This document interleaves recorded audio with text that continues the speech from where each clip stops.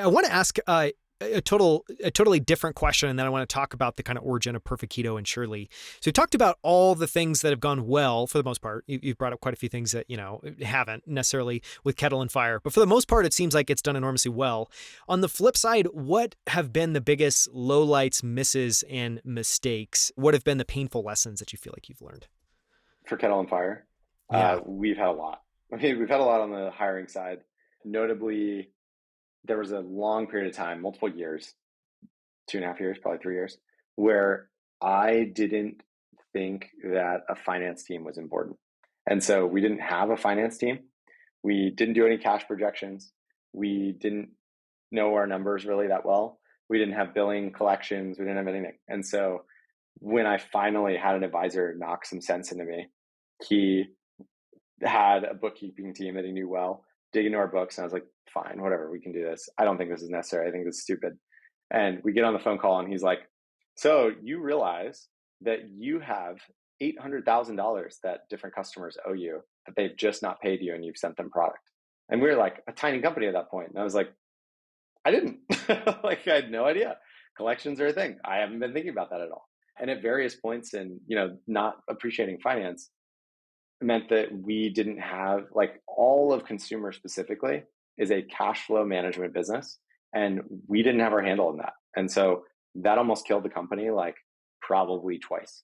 And that was entirely due to me massively undervaluing the finance function in a way that was like so unbelievably stupid. So that was a big one. Another big one was just like, it's been beaten into my head multiple times to hire domain experts. Like, we were building our own production line at one point, shortly after we raised money. And we had, like, not really a domain expert, but someone who, like, said that they knew what they were talking about, who was managing that build out. And basically, like, as we dug in, it turned out he wasn't. And we ended up burning an extra, like, almost $2 million that we didn't have to burn just because, like, the line wasn't ready in time. We'd made investments thinking it would be. We had to, like, hire a second engineering group to fix the first one. It was just like this mess. And so that was a really big, like, learning lesson for me, is like, trust but verify, and also make sure that you're trusting someone when it comes to this is a super important task that we cannot get wrong and that requires a lot of domain expertise.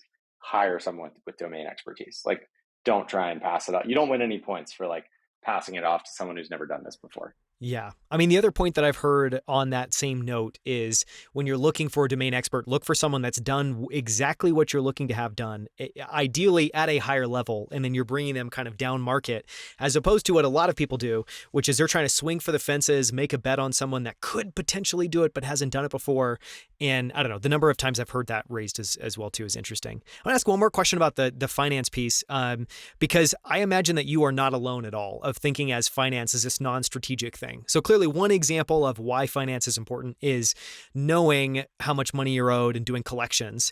I imagine there are many other things. Like you talked about cash flow management, obviously having projections would be enormously helpful. For someone listening that's in that boat where you were, or just maybe you're talking to yourself from a few years ago, what other things would you point to as why finance is very important to invest in early on?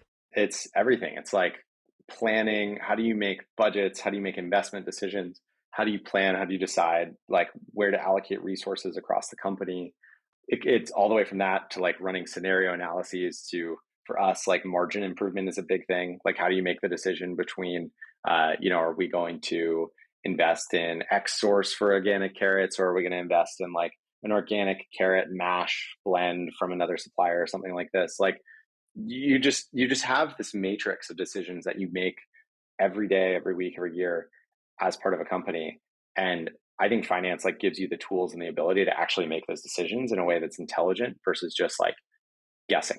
And for so long, we were just guessing, and we didn't have a rigorous plan. We didn't have a rigorous, like, any sort of model that we were operating off of. We didn't have any rigor around how we were making decisions. And I think that finance, like, really provides that strategic lens and that sort of way of thinking about where and how you should invest your limited resources.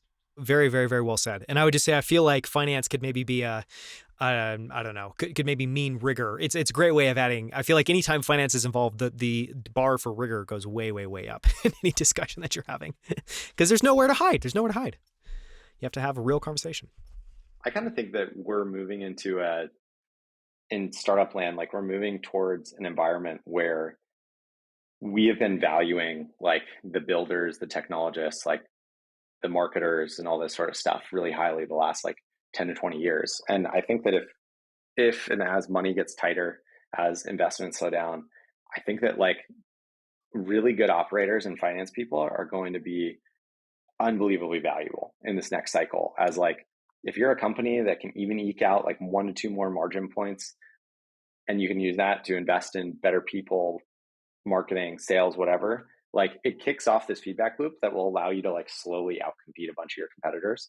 And I think that that's something that we're going to start seeing a lot more of, is like finance as a competitive advantage.